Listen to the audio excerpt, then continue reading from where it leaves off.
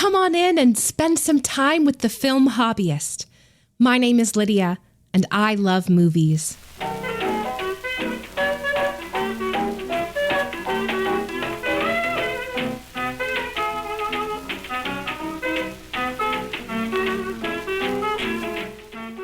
We're sitting here on the swing of my front porch.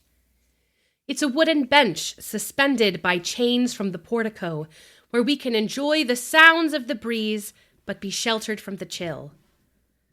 Today is overcast and damp.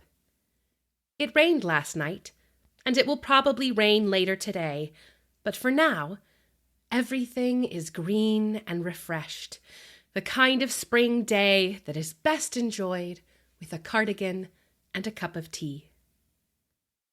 Last Sunday was Easter, an odd sort of holiday in American culture. For all the ways that the Christian calendar and American tradition line up, this one sort of comes and goes without too much fuss. If you have a kid, you might go to an Easter egg hunt or take a picture with the Easter bunny. Maybe you have an Easter basket. But Valentine's Day has more cultural pomp than this. Easter generally comes and goes without much notice at the box office either.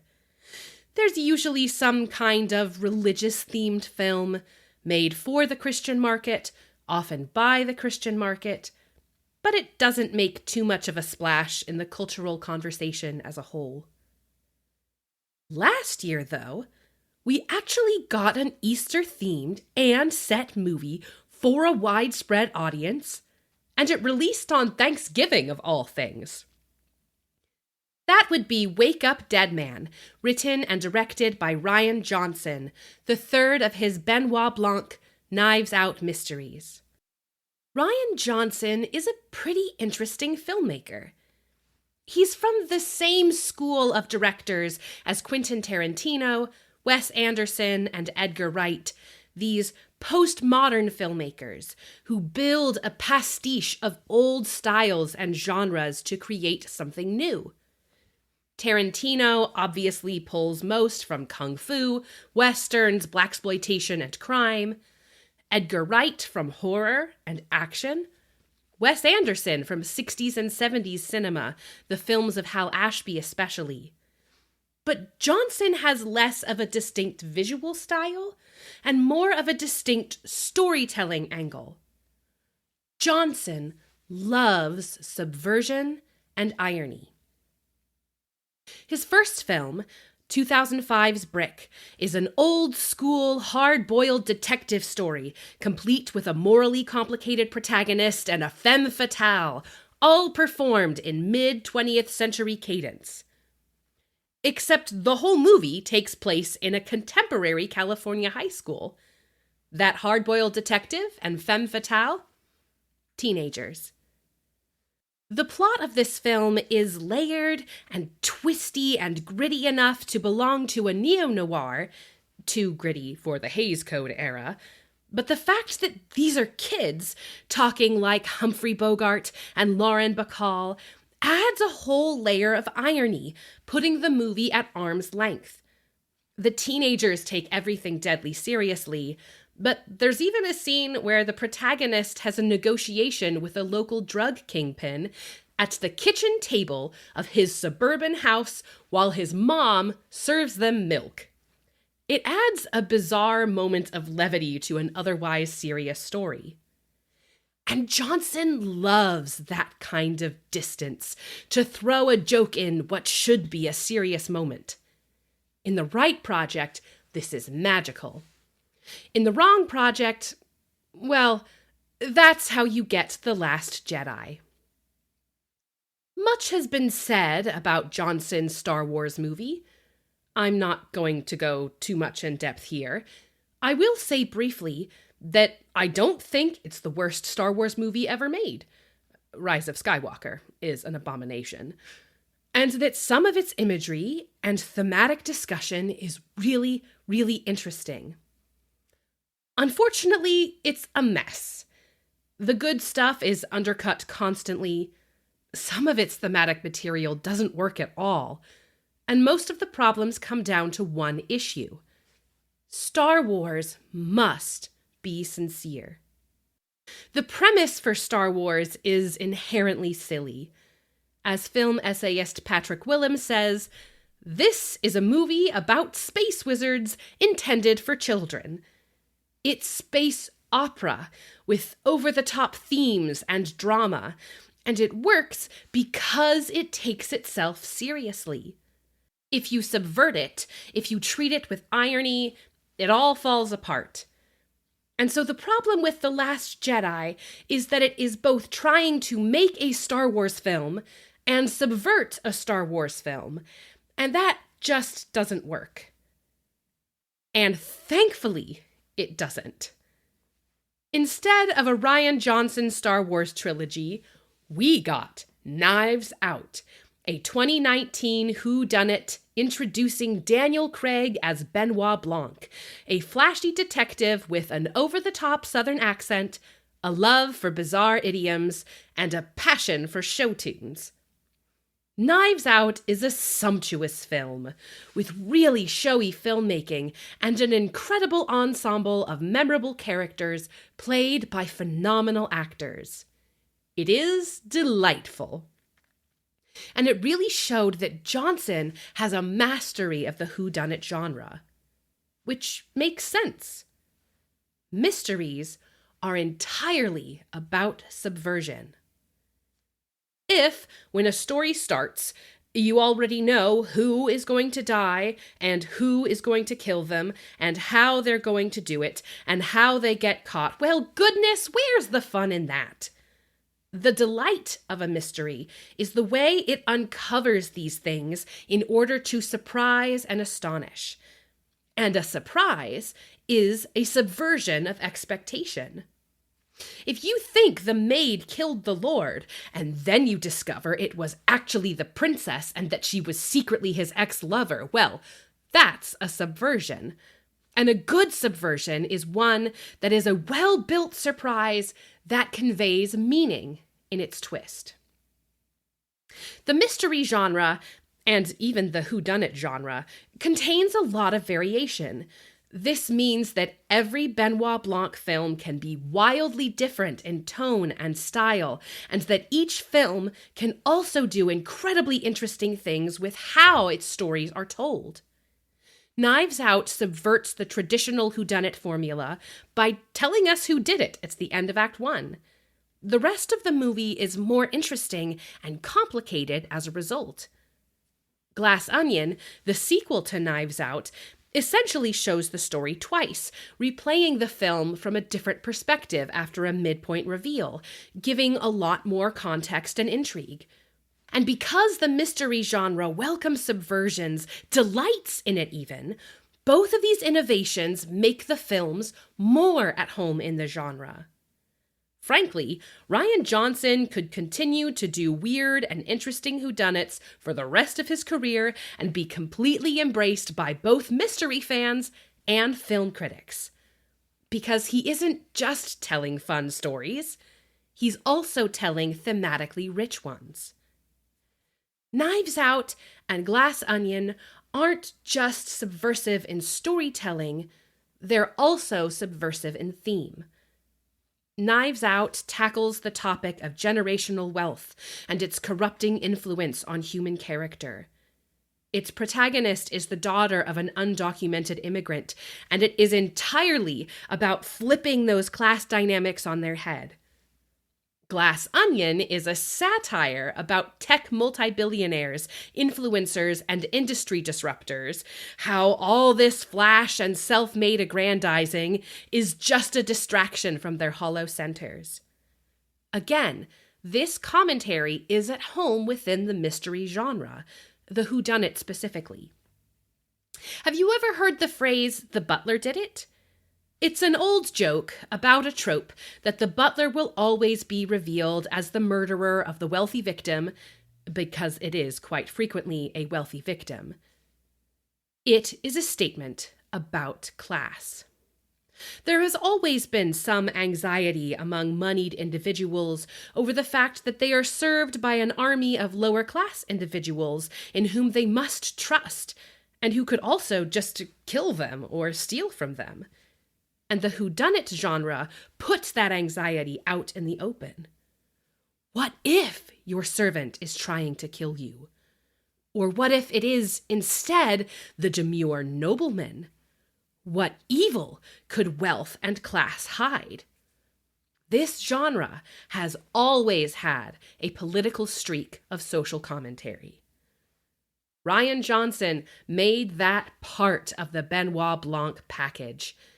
Knives Out is in direct conversation with the political climate of Donald Trump's first presidential term. Glass Onion takes place during the COVID shutdown.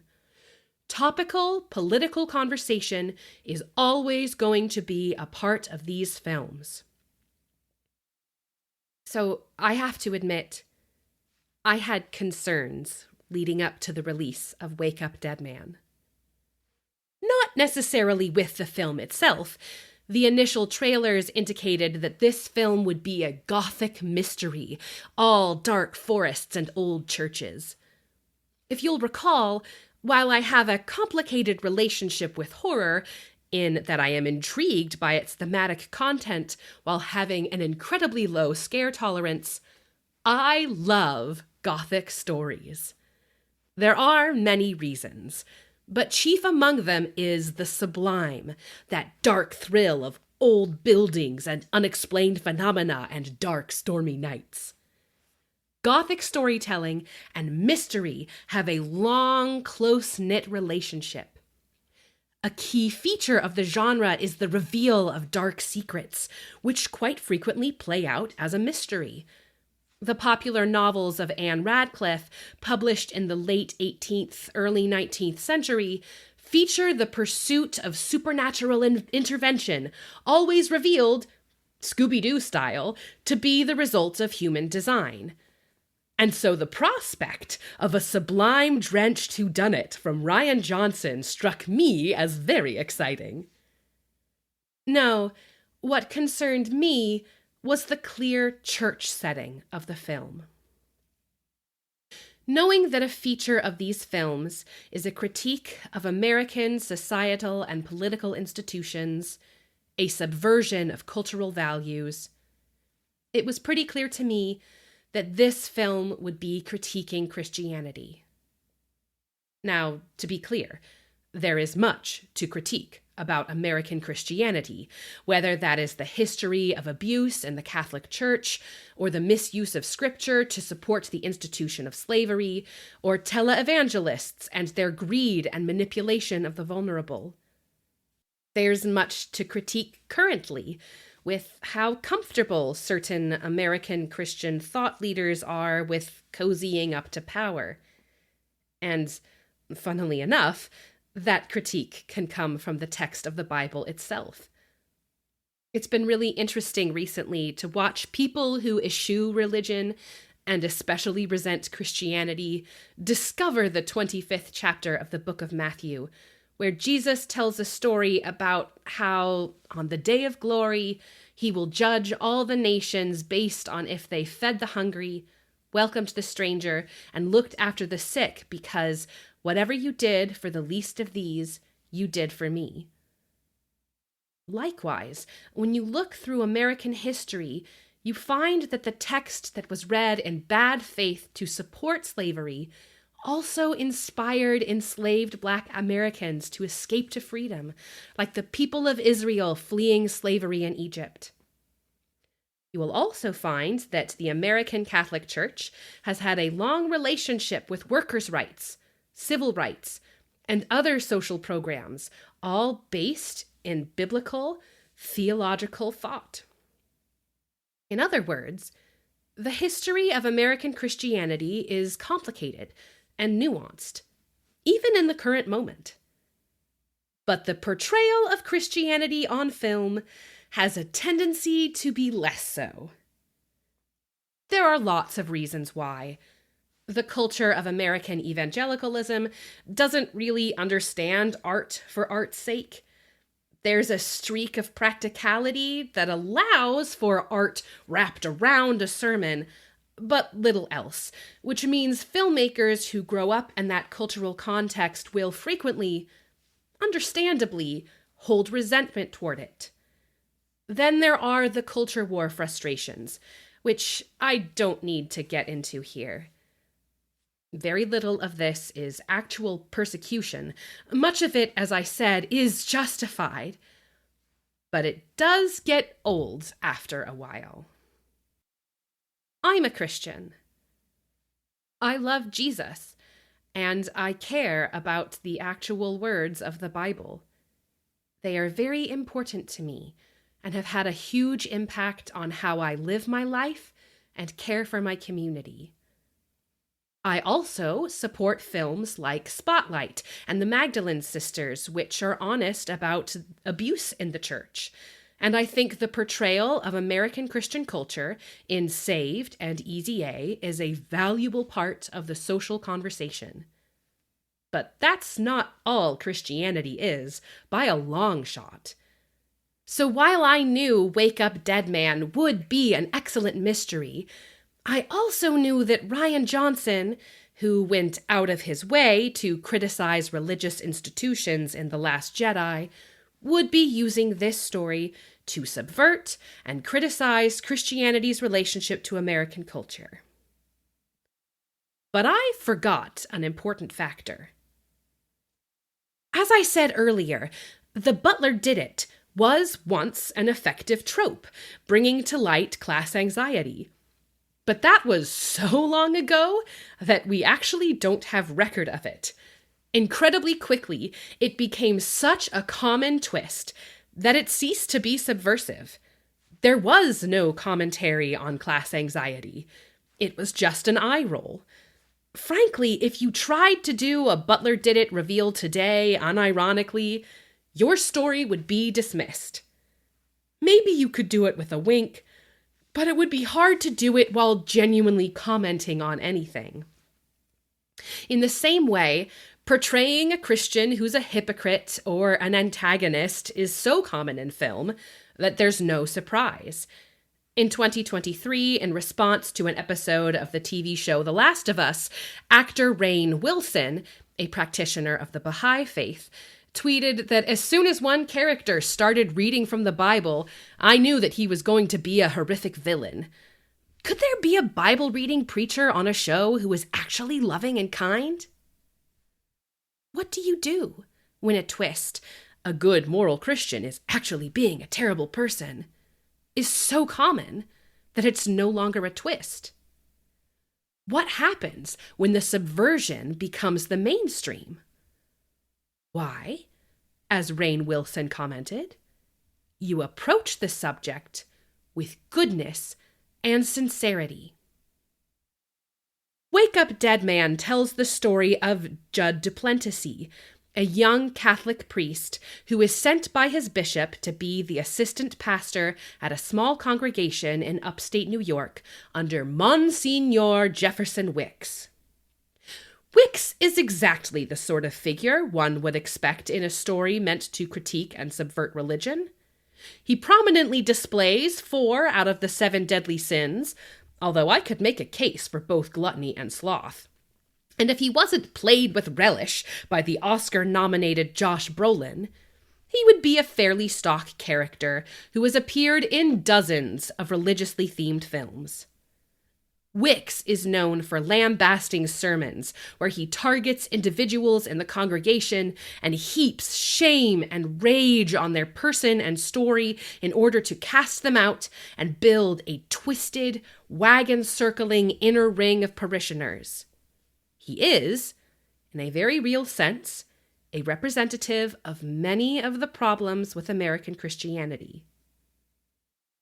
Father Judd, on the other hand, is, in his own words, young, dumb, and full of Christ. He genuinely believes the words of Jesus and wants to follow in his steps.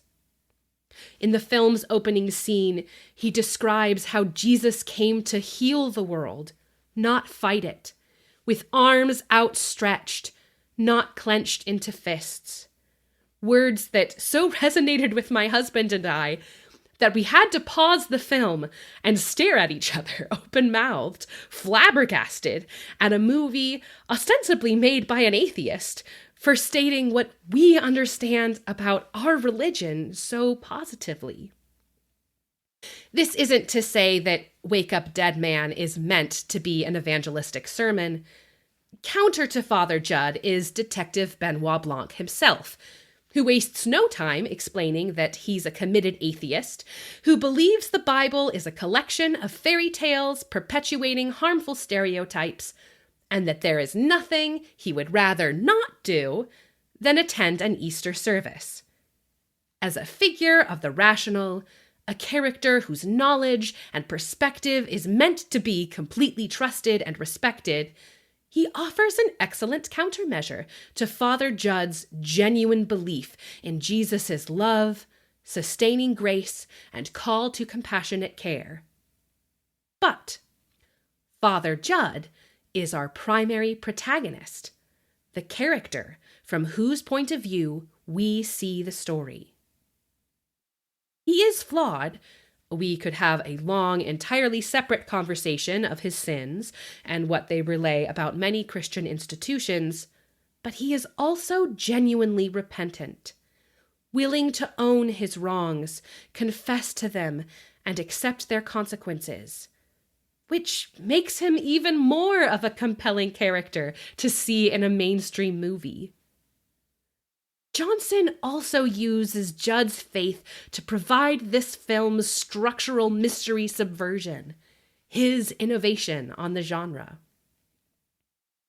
Deep into this film, after a long build-up, we begin to realize the actual puzzle at the heart of this story. This prompts a search and a quick-paced sequence of brainstorming and discovery that we, as an audience, are swept up into, excited to see what will be discovered. And then the momentum halts abruptly so that Father Judd can care for and pray for a woman in distress. She is alone, and she is struggling, and she needs wisdom, compassion, and attention. And here, Johnson uses this sequence to critique Blanc, and also the audience, to subvert the whodunit genre itself. Murder mysteries are inherently stories of evil, greed, and human depravity. But it's so satisfying to solve a puzzle that investing in the genre requires a certain level of desensitization. We can lose sight of the genuine brokenness and the need for compassion and care in all the delightful twistiness. Rian Johnson, a lover of irony, an expert at subversion, takes the time to recognize that when subversion becomes expected, the best subversion is to embrace sincerity. Now, I don't think Johnson's films are going to ever become Spielbergian, hearts on their sleeves kinds of movies. But I appreciate his willingness to follow his stories where they need to go, to challenge himself, to not hold things at an arm's length, but to fully embrace them. Johnson once was, in his own words, a Southern California youth group kid who didn't just go to church because his parents made him, but genuinely believed. As he describes it, he grew out of his faith, and the conversation between Benoit Blanc and Father Judd is a debate he often has with himself. This story was one that meant something to him personally. And for someone who has reveled in subversion and irony, never missing the opportunity to take the audience out of a story for a joke or just a bit of distance, to be so honest a storyteller, well, I can't wait for the story he has next.